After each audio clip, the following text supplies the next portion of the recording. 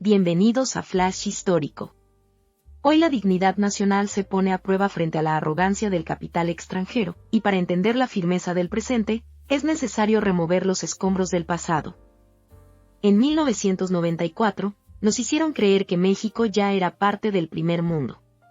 Carlos Salinas de Gortari nos decía que el Tratado de Libre Comercio nos sentaba a la mesa de los poderosos, pero en realidad nos estaban entregando de rodillas. Mientras en Los Pinos se brindaba con champaña, en las montañas del sur estallaba la realidad de un pueblo olvidado y la economía se sostenía con alfileres que terminarían por quebrar la vida de millones en el error de diciembre. Aquel México de los 90 era un país que callaba ante el abuso externo para no incomodar a los mercados. Hoy, la historia es diferente. La presidenta Claudia Sheinbaum ha puesto un alto al hombre más rico del mundo. Elon Musk, desde la comodidad de sus redes sociales, ha osado calificar al gobierno de México como una extensión de los cárteles.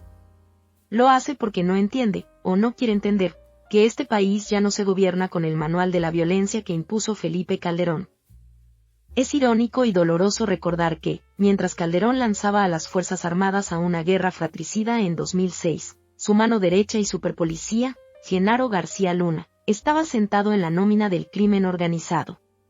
En aquel entonces, los presidentes neoliberales buscaban la validación de Washington y de los grandes empresarios antes que la aprobación de su propio pueblo. En aquellos años oscuros, el narcoestado no era una calumnia lanzada desde el extranjero, era una realidad incrustada en el despacho de la Secretaría de Seguridad Pública. Elon Musk ataca a la presidenta porque ella se niega a repetir el baño de sangre que desangró a México durante 2 sexenios. El magnate confunde la prudencia con la complicidad, ignorando que la verdadera seguridad no se construye con balas, sino con justicia social. Mientras en el pasado se construían cárceles de máxima seguridad que terminaban siendo coladeras, hoy el gobierno anuncia la creación de 100 bachilleratos Margarita Maza y los centros México Imparable. Antes, el destino de un joven en zonas de conflicto era el olvido o el reclutamiento forzado por el crimen. Hoy, programas como Reconecta con la Paz y el Circuito Nacional de Festivales buscan arrebatarle esa juventud a la violencia a través del arte, el deporte y la educación. El contraste es abismal, antes se enviaban tanques, hoy se envían maestros, psicólogos y entrenadores deportivos.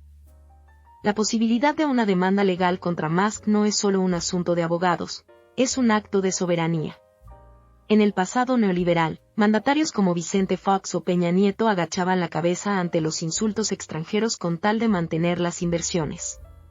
Hoy, la presidenta Sheinbaum deja claro que a este gobierno no le importan los opinólogos ni los dueños de satélites, sino lo que piensa el pueblo en el territorio. Quien quiera el voto popular, dice la presidenta, tiene que ir a buscarlo a la calle, no en listas partidarias cerradas. Esa es la esencia de la reforma electoral que hoy defiende: menos dinero a los partidos, menos burocracia dorada y más poder al ciudadano. Es el desmantelamiento final de ese sistema que Salinas y Zedillo blindaron para que nada cambiara. Estamos ante un cambio de paradigma.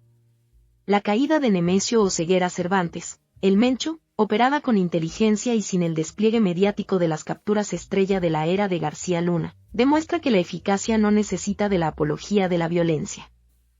Hoy, México no se define por los tweets de un multimillonario, sino por la memoria de un pueblo que no olvida a quienes lo traicionaron.